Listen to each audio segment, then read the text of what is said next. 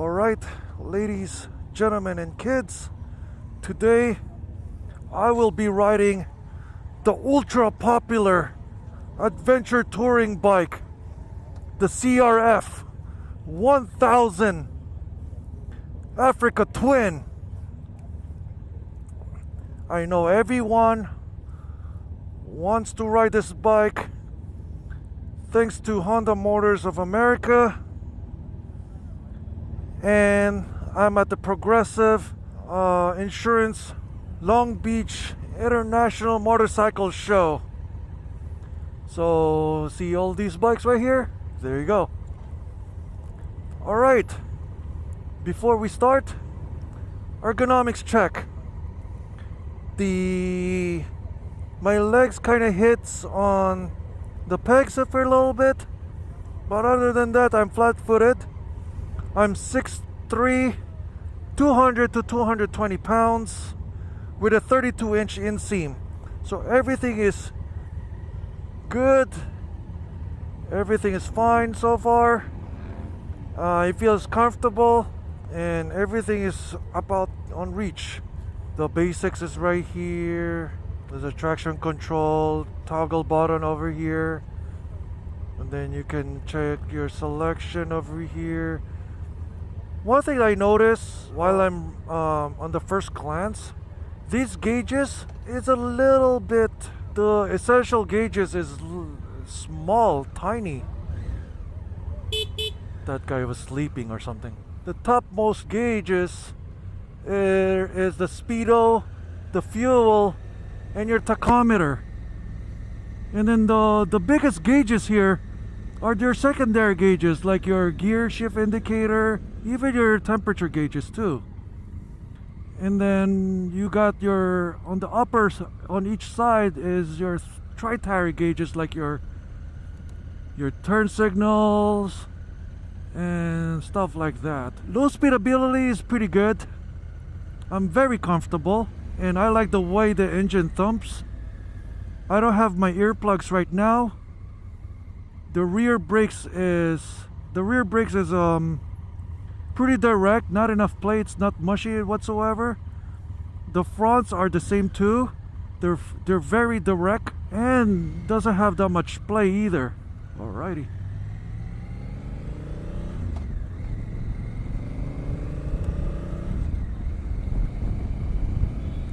Shifting this bike is pretty easy. No qualms about it. Rev matching is pretty easy also. Yeah, it's very thumpy. Feels like a V-twin almost. Of course, the Africa Twin is a very tall bike. It's one of those bikes that you can heavily go desert running, going Baja, going Dakar. Usually the Africa Twin came from a legendary motorcycle that raced from the Paris-Dakar rally back in the day. And this nameplate, the Africa Twin, was synonymous worldwide, but it's only recently that this is the first time that the US or North American market got a hold of this model. What I'm riding right now is the manual transmission model. You can get a dual clutch automatic DCT model that has the up and down button over here, and then you got the manual, the DCT options right where the hazard light is at. The engine sounds very nice. It's pretty torquey, really torquey machine. The front brakes has a little play, but nothing too significant. But on the 2018, they revised the front gauge. On the front, I saw the JDM yo, the JDM Market Africa Twin.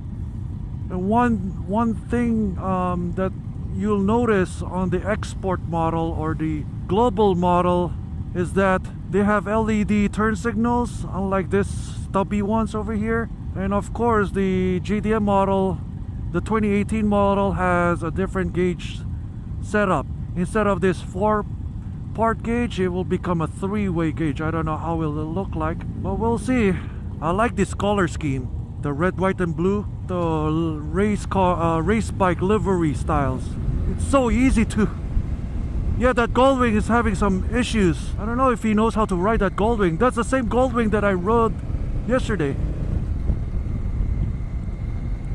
This bike is very communicative to ride. Although it feels lighter compared to the Super Tenere, and it has the same top heaviness. Man, it's windy down here now. It's a very comfortable bike to ride with. It feels lighter than the Super Tenere or the R1200. Basically, this bike is a kind of a crossbreed, in my opinion, between the 690 Enduro R and the R1200. No, like a Super Tenere, because this is a hardcore desert running bike. Yeah, it's the pop and the exhaust. The brakes are very communicative. I like the brakes in this thing. Okay, pull up the tops.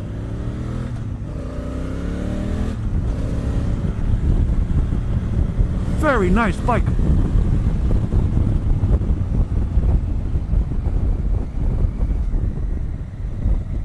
It pulls really well. I did not remember this the last time I rode the Africa Twin last year, but at the same time, the Africa Twin that I rode last year, it was raining too.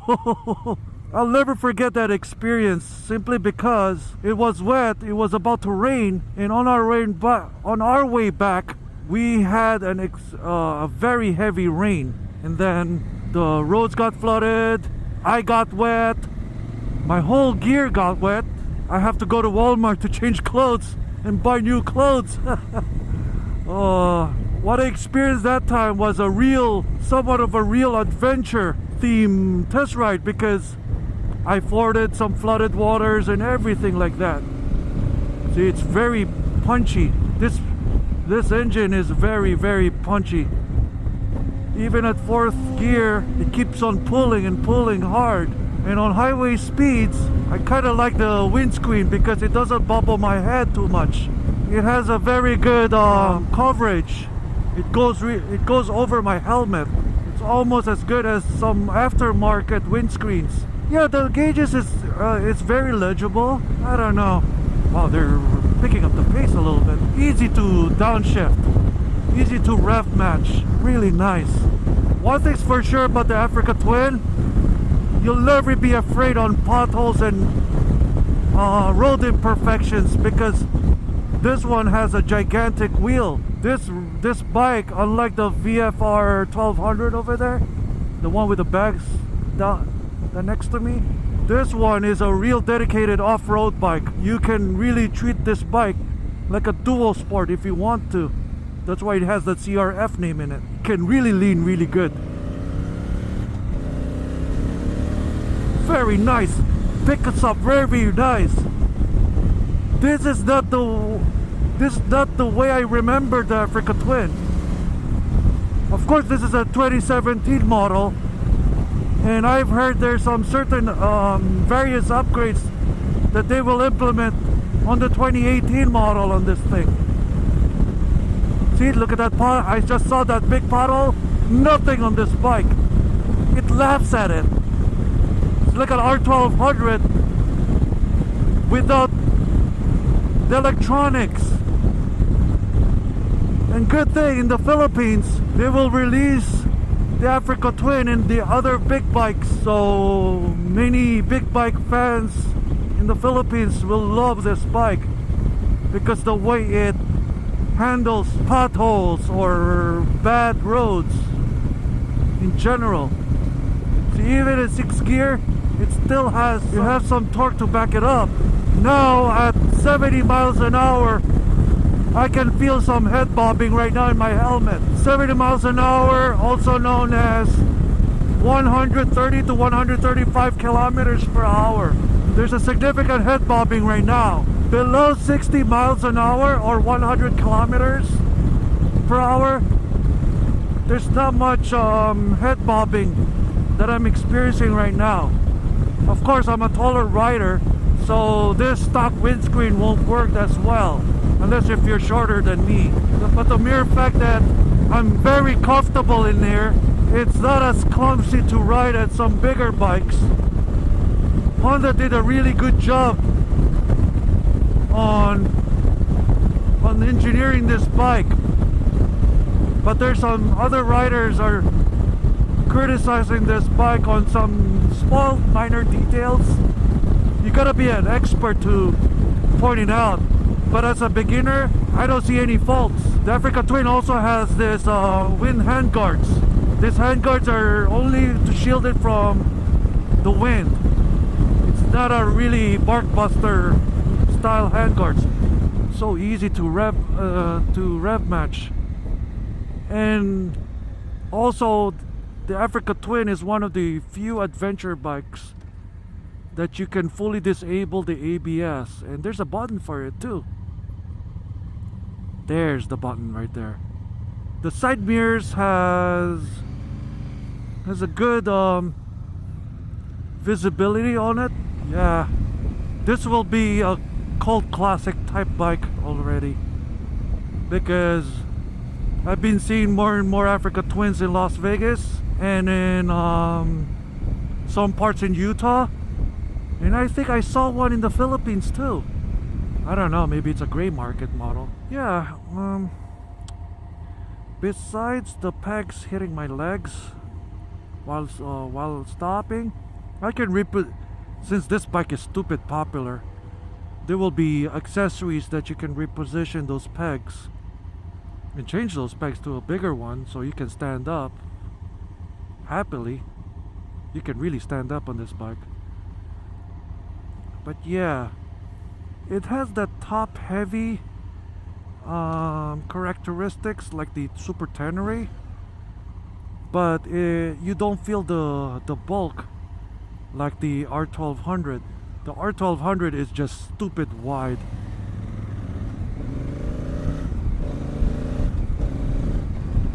See, it's so easy to shift, so easy to ride for a monster bike like this. But of course, if you're vertically challenged, this may not be the bike for you, because this is really tall.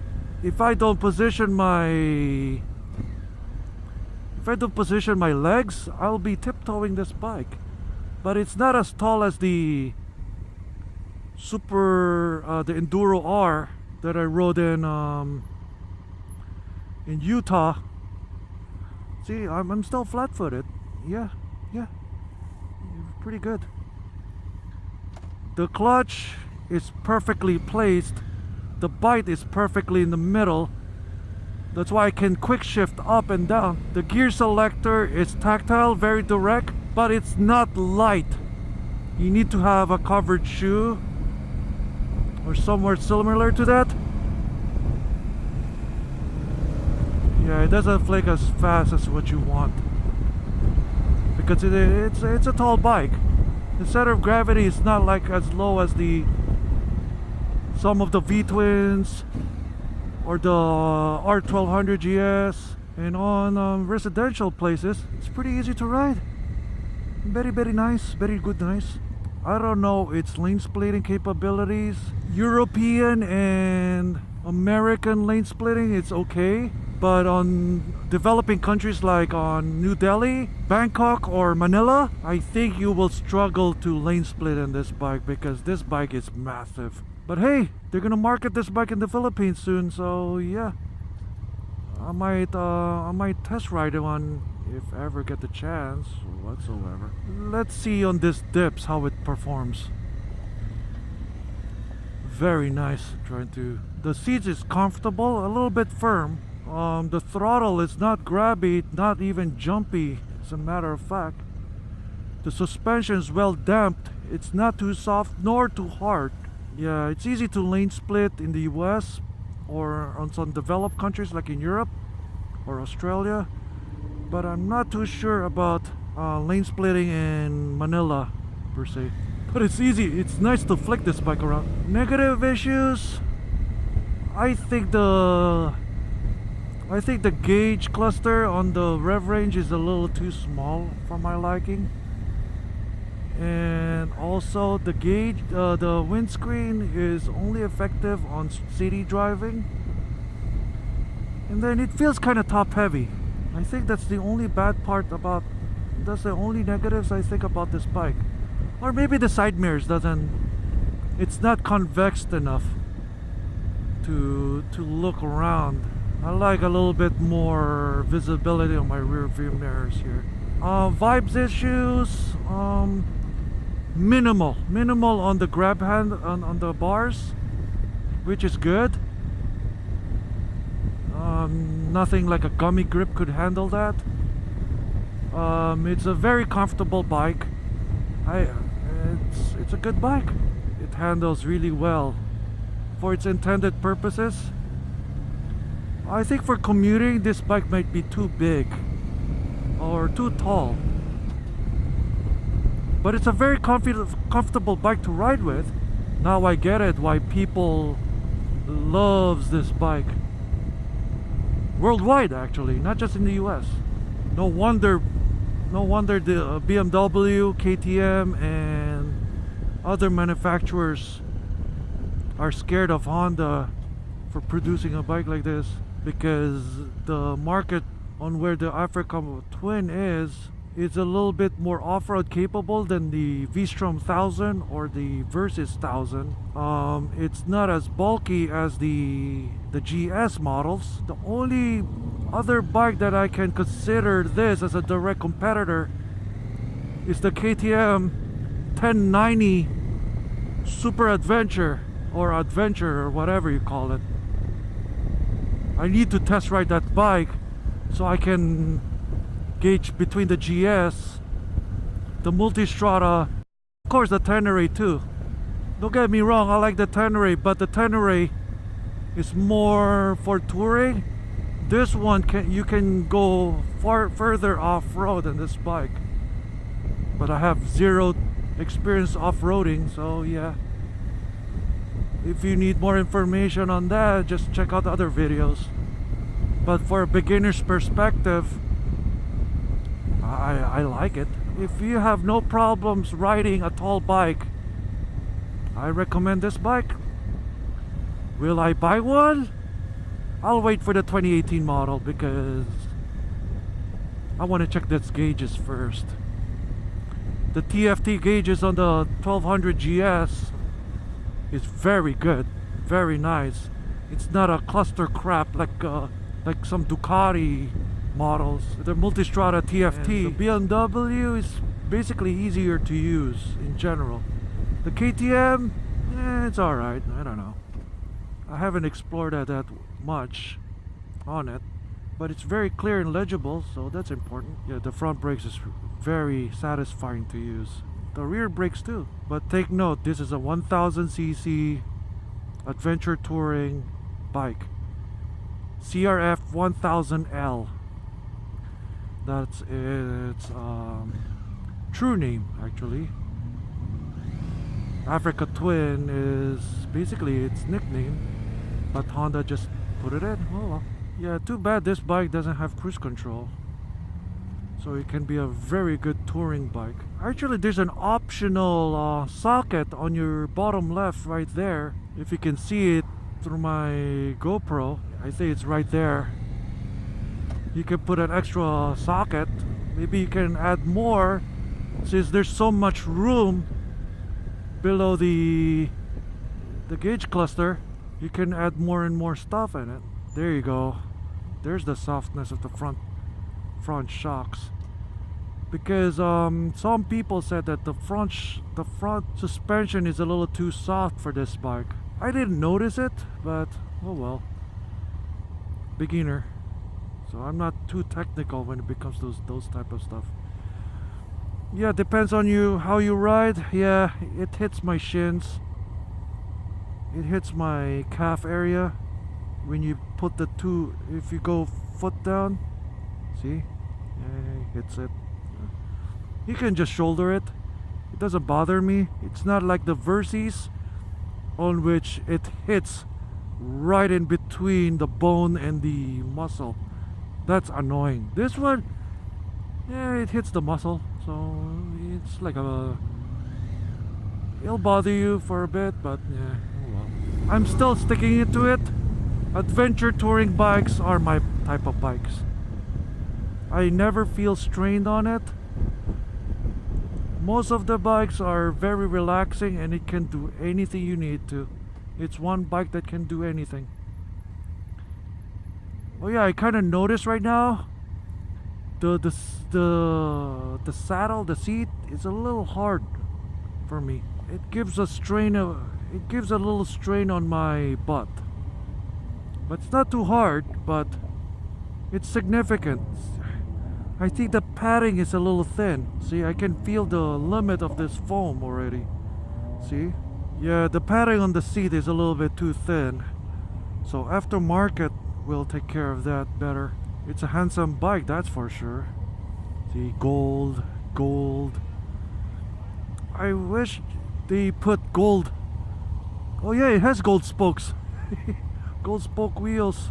I think part of the road is closed. I'll just let them go ahead. Be a nice rider. Low speed maneuverability on this bike is very good.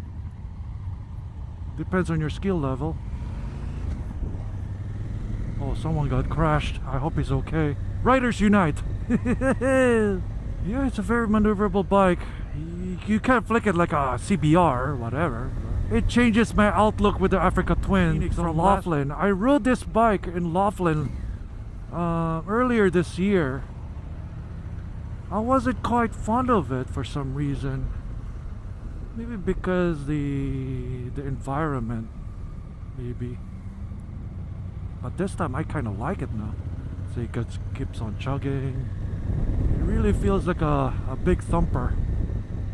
But it isn't, you know. Yeah, the front suspension is a little soft. See? Whoa. The rear suspension is pretty good, but the front is, yeah. Now I know what Africa Twin owners are ranting right now. But they said that 2018 will improve that, and they'll put some minor tweaks here and there. I'm just happy that I get to ride the Africa Twin again.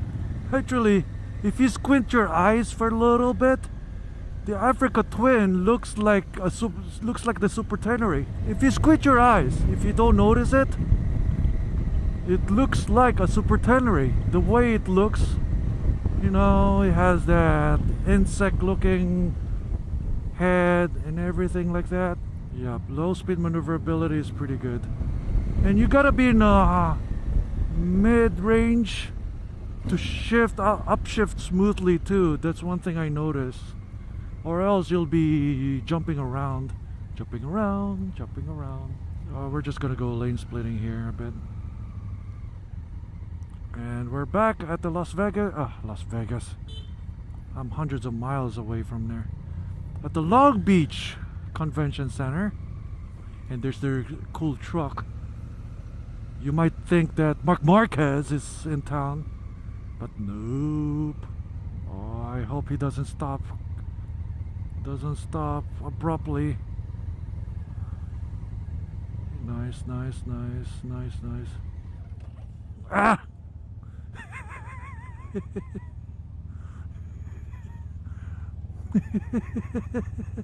I stalled it at the end. Okay, there goes the the closing ceremony here. It says CRF. Cool. At first you think it's calf. Kickstand is easy to locate, so that's no problem. As with any tall bikes, use the foot pegs to get out. It'll support your weight pretty good. So here you go. The CRF1000L. You will know it's a premium Honda because it has that premium red badge over there. And I think this is a parallel twin over here. And there's the high mounted exhaust for fording floodwaters up to this high or something. And I like that gold spoke wheels, those double twin disc brakes. There's the radiator over here. I don't know if this one has a preloaded, you can adjust the preload of the suspension. And these are the mounts for your saddlebags or whatever. and some top case things here. I mean, yeah, this is the CRF1000L Africa Twin. Actually, 2 thumbs up. I'll see you guys later. Peace out.